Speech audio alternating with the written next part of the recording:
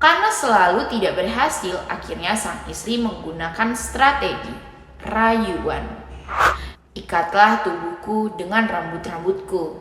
Maka itulah yang sebenarnya membuatku menjadi lemah. Kedua mata dibutakan, telinga, kaki, dan tangannya pun dipotong.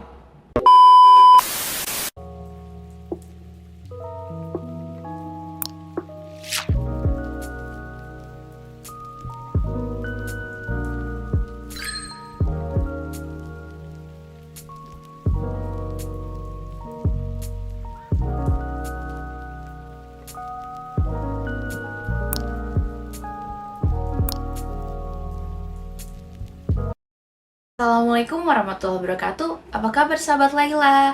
Laila doakan di bulan Ramadan ini kita semua masih dalam keadaan sehat walafiat dan selalu dalam rahmat, taufik, hidayah serta inayah Allah Subhanahu wa taala. Amin ya rabbal alamin. Gimana sahabat Laila? Puasanya lancar semua kan? Semoga bulan Ramadan kali ini kita diberikan kemudahan untuk selalu berfastabiqul khairat, yaitu berlomba-lomba dalam kebaikan. Nah, berkaitan dengan ibadah di bulan Ramadan, siapa sih yang gak mau dapat malam Lailatul Qadar, yaitu malam 1000 bulan? Ternyata ada loh sahabat Laila, kisah tentang seorang nabi dan sejarah Lailatul Qadar atau malam 1000 bulan. Kira-kira nabi siapa ya sahabat Laila yang mencetuskan sejarah malam 1000 bulan? Penasaran gak dengan kisahnya? Langsung aja ya, Laila akan ceritakan kisahnya.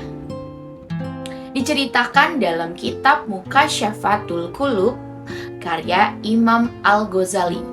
Pada suatu malam di bulan Ramadan, Nabi Muhammad SAW sedang berkumpul dengan para sahabat.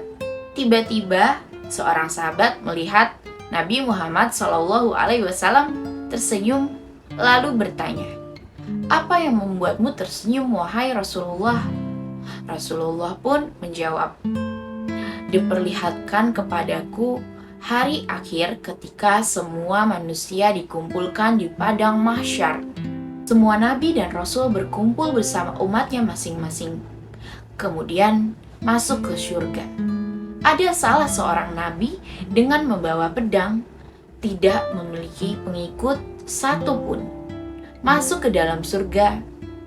Dia adalah Sam'un." Sahabat Laila, pernah nggak dengar Nabi Sam'un? Laila sendiri pun tidak familiar dengan nama Nabi tersebut. Jadi, Nabi Sam'un Ghazi alaihi salam. Beliau adalah orang yang memiliki kekuatan super luar biasa dan tak terkalahkan. Allah Subhanahu wa taala memberikan mukjizat kepada Nabi Sam'un yang bisa melunakkan besi, memutus rantai yang besar, serta merobohkan istana.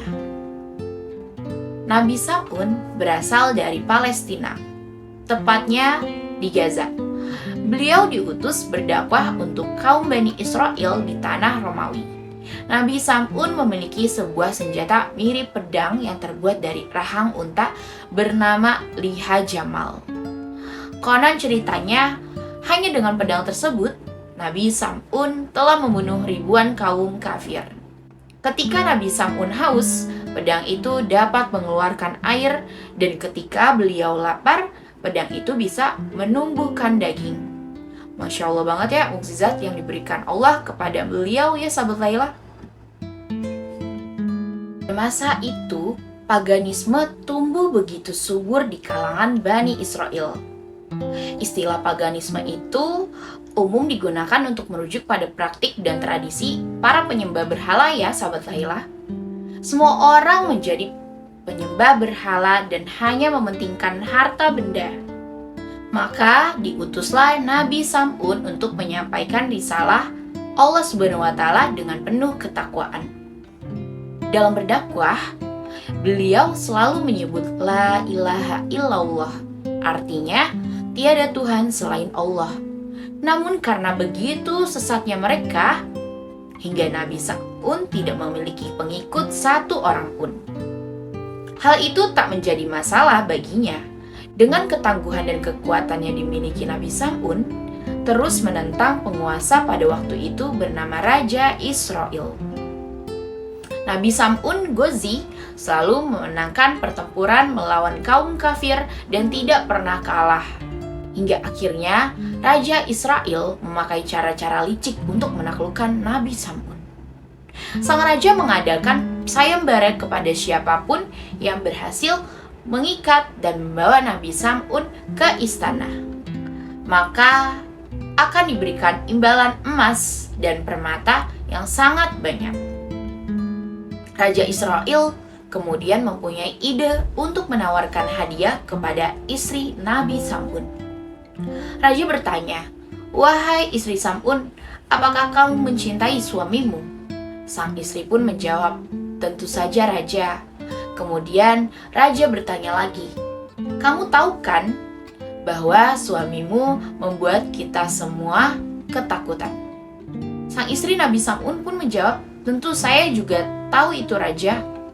Raja lantas memberikan penawaran kepada istri Nabi Sam'un dengan berkata, "Maukah kamu menaklukkan suamimu dan membawanya ke istana?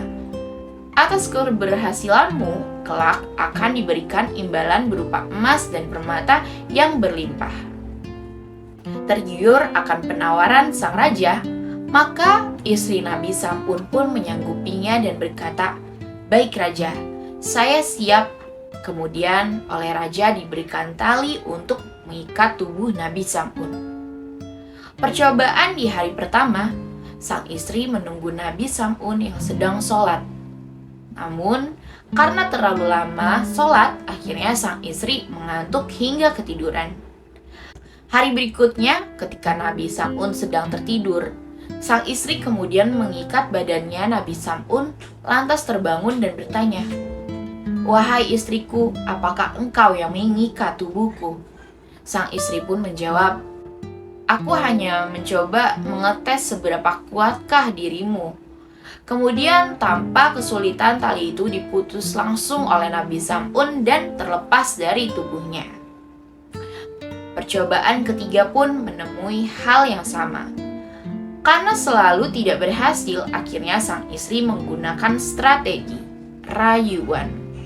Dia bertanya kepada Nabi Sam'un dengan pertanyaan, "Wahai suamiku, apakah gerangan yang bisa mengalahkanmu?"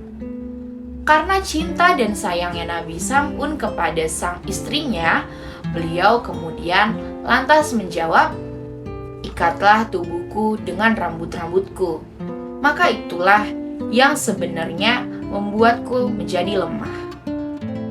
For your information ya, sahabat Laila, Nabi Sam'un ini ternyata memiliki rambut yang sangat panjang hingga menyentuh tanah.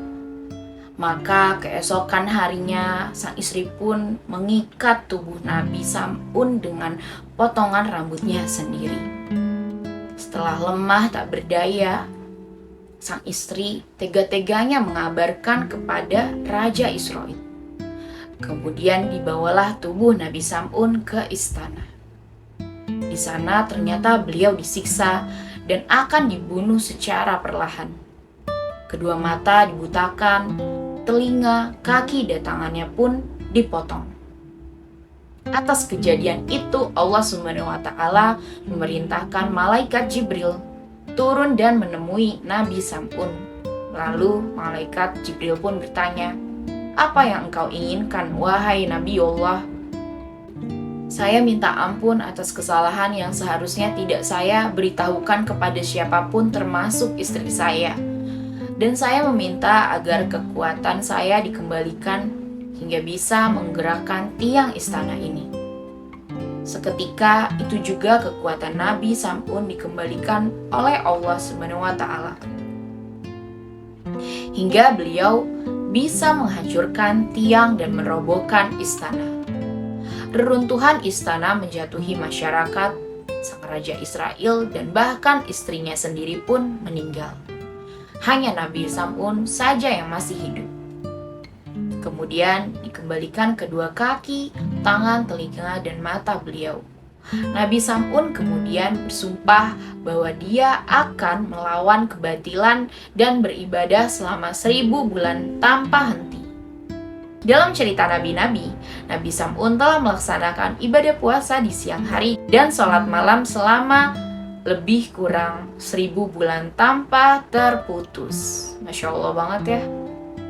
Setelah mendengar kisah Nabi Sam'un al-Ghazali alaihissalam, banyak sahabat Nabi Muhammad SAW yang terharu dan meneteskan air mata. Lalu bertanyalah sahabat kepada Nabi Muhammad SAW, "Wahai Rasulullah, betapa besar ganjaran yang diterima Nabi Sam'un al-Ghazali alaihissalam. Beliau memberantas kebatilan selama 1000 malam. Malamnya beliau beribadah dan siangnya berpuasa serta berjihad.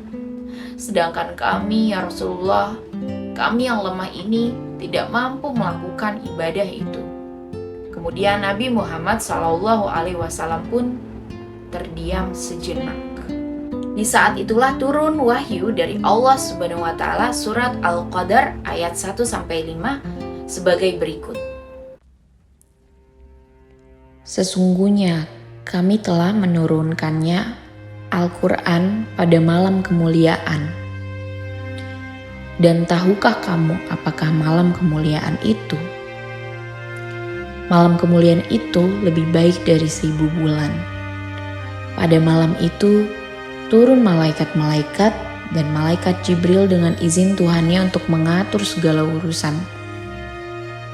Malam itu penuh kesejahteraan sampai terbit fajar.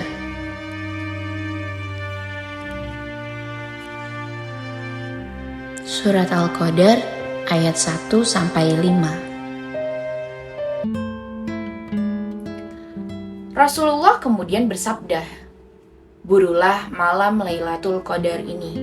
Kalian hanya mengamalkan 1 malam dan mendapatkan malam Lailatul Qadar itu, maka kamu akan mendapatkan lebih baik daripada beribadah 1000 bulan seperti Nabi Sam'un al-Ghazali alaihissalam." Tentunya tidak ada yang tahu kapan malam Lailatul Qadar itu ya sahabat Lailah.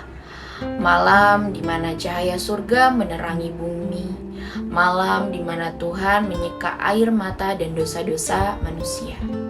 Beberapa pendapat ulama menganjurkan kepada kita untuk memperbanyak ibadah di 10 hari terakhir bulan Ramadan untuk mendapatkan malam Lailatul Qadar.